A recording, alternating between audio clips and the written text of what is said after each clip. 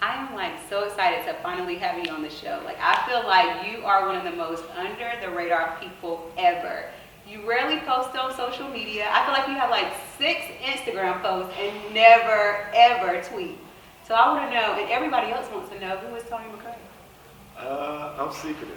I'm boxed in. Okay. But not to people that know me though. Okay. So like, with like friends and family, okay, they say I'm talkative. Yeah. But to like people that don't know me, I don't post nothing personal. I don't post what I got. Yeah. Like that. But you quiet and humble here, but on the field, it's like a totally different person. So where does that inner person come out from? When I put the helmet on, I think when you put a helmet on, it just, you gotta go out there and do a different job. You gotta be a different person. Yeah. I am a totally different Totally person. different person on the field. But I feel like you've had that same success like all through like your career, like from Lawrenceburg to A&T, now with Cincinnati. I feel like you have consistently shown that passion for the game. So where did it stem from? I ain't even like football for real. No? Nah, I got into football my 9th grade year at Scotland. I played a little bit like red ball and stuff like that. Okay. But we ended up getting a real good coach. He was new, and he like rocked with the younger guys. And so, his workout is just getting me stronger and faster. All my friends play football, so I just want to be around them. Okay. So like I didn't know I was really good like that until like my junior year in high school. Good or not just good, but lightning fast too? Yeah, I already knew I was fast. Okay. Everybody knew I was fast, but it was like my junior year in high school. That's when people I've been in the newspaper all the time. So fast forward to senior year, you guys bring home the state championship. Yeah, we won a state championship final. We should have been won a state championship though. It's just that we couldn't get over that hump. Yeah. So we just the first team to get over the hump. We had a lot of good players before us when I was in Scotland. That was they was getting there, but they weren't winning.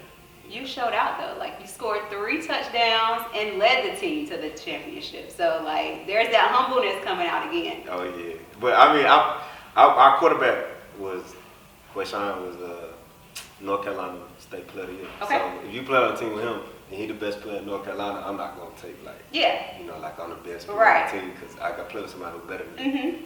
At a time. I feel like there's nothing to do in Lawrenceburg besides play football. Like everybody comes out just for the football games. Yeah, they kind of close down the little town for games and stuff like that. So everybody do be at the games. Don't nothing be open food wise. You gotta go to the game. It's just that. Yeah, just football, nothing else. Yeah. All right, so now we fast forward to A&T. When I was at A&T, it was like we could hardly ever win a game. So I'm super salty that when you guys come, now I'm like every other year, y'all in the playoffs. Every other year. How exciting. When you was at A&T? 2008 to 2012. Oh yeah, it was rough around there. It was rough. So I'm salty, but I'm super proud of you guys because you guys had done extraordinary. How excited are you for the team and how you guys have transformed that program? I was part of the building, so I came in there when they were losing. So my class was the first class and we kind of turned it around. Okay. So I am excited for a lot of them young guys, but at the same token, they couldn't do what we did. Okay. When we first got in there, because you had the turning part of it. Okay. So they came into the winning. We came into the part where we turned it from a bad football team to a good football team. It's a really good football team. So it was real. And it's just stayed since then. Yeah, it was different. We was on probation. We couldn't win no championships, none of that. But you got a good coach now too, right? A&T? Yeah. Yeah, Coach Washington, Sam Washington was my DB coach. Okay. So he took over the head job, but I played on the Broadway. So there's a lot of top recruits who are starting to go to these HBCUs. Why do you think? Because we win it. Because we get to the same place the other guys get to. When you got guys getting drafted, it's different. We getting low draft picks. Now I think a guy from, I forgot what school, was a D lineman. I think he went second round. I think Parker went third round. Reed went fourth round. You get guys who getting drafted. Right. They ain't just going undrafted. But a lot of them getting drafted. You feel like whenever you see the Clemsons and the Alabamas and the Ohio States, they get all this media attention. They get so much more things than what the students at the HBCUs get. Was there ever a time in your career where you was like, man, I wish we had some of that media attention that those top schools get? Nah, cause I don't go to them schools, so I don't know. Yeah. it's just a money difference. Right. Like you don't know unless you go to them schools. So I'm not gonna say that unless I came from them schools. Mm-hmm. I started out at A&T, so I'm thinking I'm getting the best benefits. Right. You know what I'm saying? But you you're don't really not know that till you talk to your friends. Right. But you're not a big media person anyway, so that wouldn't even have mattered to you. Yeah, I don't show it like that. 'Cause Okay. if I say I don't be on it, somebody gonna tell me I'll be on my phone all the time. Okay. So like, yeah, but I don't It post didn't like matter to you one way or another. Nah, I didn't. Gotcha. All right, so we're going to switch gears a little bit. We're going to talk about Cincinnati. So you played some time with Baltimore and a little bit of time. Now you're back with Cincinnati. Have football taken you places you could have not even imagined, or did you always know you would be here? Oh nah, I couldn't imagine none of that. So football took me everywhere I've been in life, really. Yeah. Yeah. So it's just like living your dream. Mm-hmm. Yeah. Okay. How does it feel? You wake up every day doing what you want to do.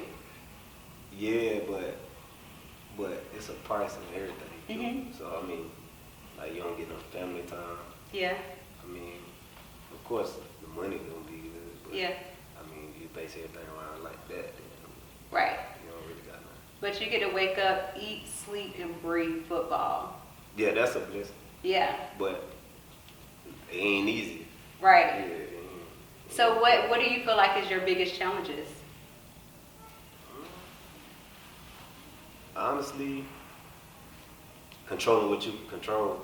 You can't just, this ain't high school. Right. You go out there, you know, somebody want to see you play, it's a system and stuff, stuff you can't control. So that you gotta control what you can control. You gotta live in your box. Right. You know what I'm saying? Do whatever can get you to the next level. Right. So do you like playing cornerback, or are you more of a special teams guy? Because I know you're super fast. Oh, I want to start corner. Like, all right, so special teams is, you know, some people make career out of that. Yeah. You know, that's my way on the bus. I gotta be on special teams. Yeah. But I want to be a starter. Nobody don't play to be. You ain't trying to run out and kick off all your life. You want to play a game. I want to play defense. Yeah. Get that pick six. Yeah, That's what you I want. want to touch the ball. As long as it's not against my Steelers, I feel like we should be okay. I heard you. You guys now have a new coach, Zach Taylor. What type of culture do you feel like he'll bring to the team? Zach young, so he brings a lot of energy. Mm-hmm. He's smart too. Okay. He's the smartest, probably one of the smartest coaches I've been around. Mm-hmm. In period. Right. Any level. And he just came off a championship. So Okay. he didn't win it, but he know what it takes to get there. Okay. Yeah, like I said, he's just smart. He's smart. He's smartest coach. He's one of the smartest coaches I've been around. Right, and then you have Lou, who's the new defensive coordinator. Yeah. Both of them have coached together sometimes, so it's just like a good team. Yeah. So how do you feel about that? I mean, a good combination. They're gonna work out. It's gonna work out. As long as we do our part, it'll work out. Yeah. How do you feel like Lou has been for the defense? Lou honestly taught me more football in 3 months than I learned probably in the league. Like he put a lot of pressure on me though. Okay. I'm talking from a personal standpoint. He held everybody to a high expectation, but he be coming at me all the time. All the time. Yeah, Because he see the greatness in you. I also. Yeah, but Lou good coach. Lou good coach. I recommend him to anybody, and he a life coach too. So he all about, you know, football, but at the same time he speaks from a life perspective. He care about you more than just football. How are you guys, in particular, the defense, approaching this season? Day by day. Day by day. Yeah. You just try to get better every day. We'll worry about the games and stuff when they come. Grinding every day, putting in the work. What's going to be different from last season?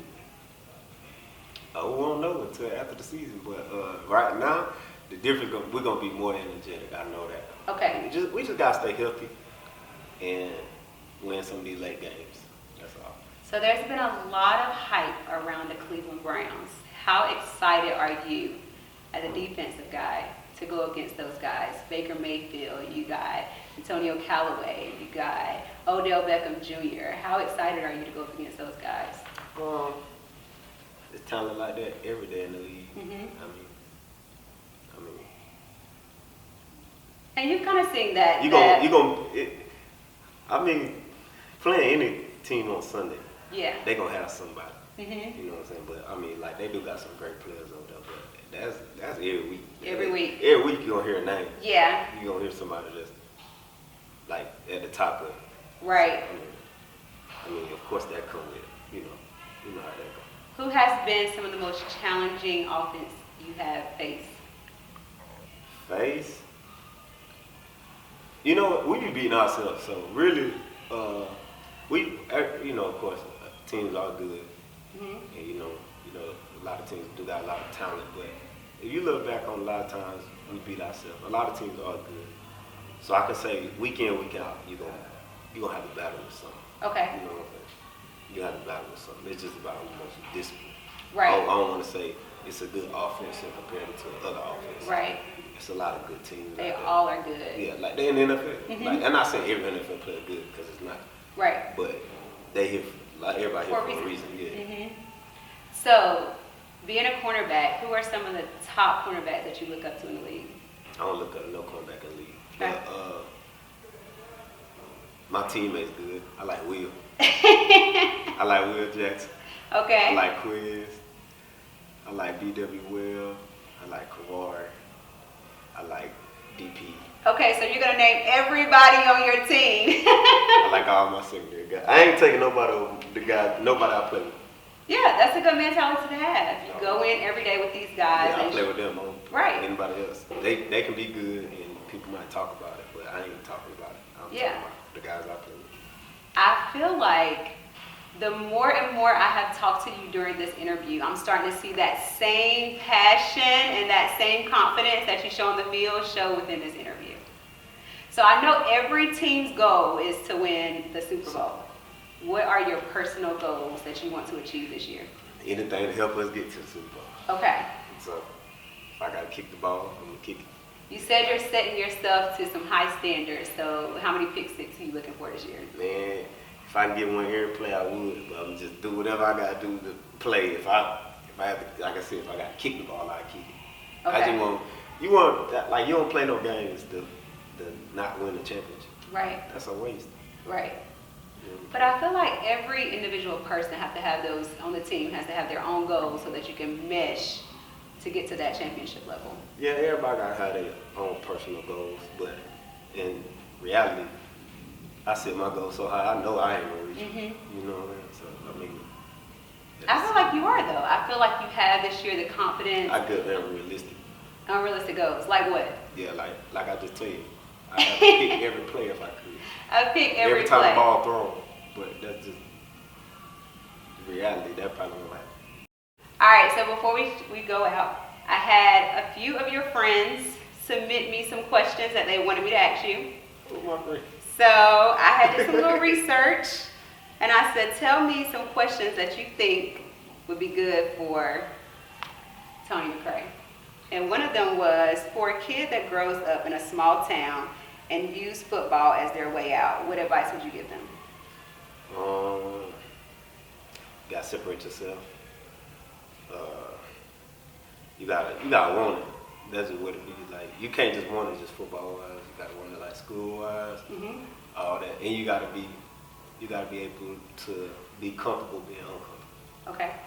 I have another one. Who is your biggest sports icon, or who has influenced you the most throughout your career?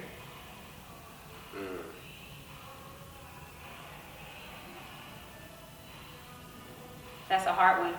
Yeah, because I don't really look up to people. Okay. So, So what advice would you have for that kid who does? make sure you look up to the right person. Mm-hmm. I mean, I want to, like, I don't know, I'm a competitor, so I want to win. So it's always a way to be somebody. Yeah. I mean, but I guess talking about yourself, Michael Jordan, man. Michael Jordan. But I mean, So you're going to be the Michael Jordan of the NFL. If God willing, yeah, that's what I'm trying to do. If you can tell something to the fans of your team, what would it be as you guys prepare for the upcoming season? New day. New day. Yeah, that's what they've been. That's what the logo been. So. New day. Yeah, new day. It's different right now. All right, I got one more. there is somebody else in the league who also wears 29 that you are very, very close with. How has it been to see him and you go so far in your career? Reek, of course. It's good. The matter of fact, the platform that Reek on, he actually good for that. Cause Okay. Reek, you know how you say I'm boxed in? Yeah. Reek ain't like that. No? No. He out there. He Okay. supposed to be on the internet and stuff like that. Mhm. That's how he is. He ain't play football really. So like, it's a blessing. Like I said, anytime you can keep playing. But I have nowhere near reach my goals. But I'm proud of my dog. Yep.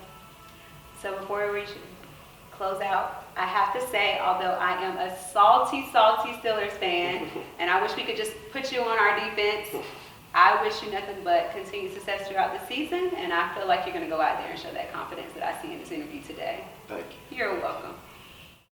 I'm Tony McRae. Watch me checking in with Chante.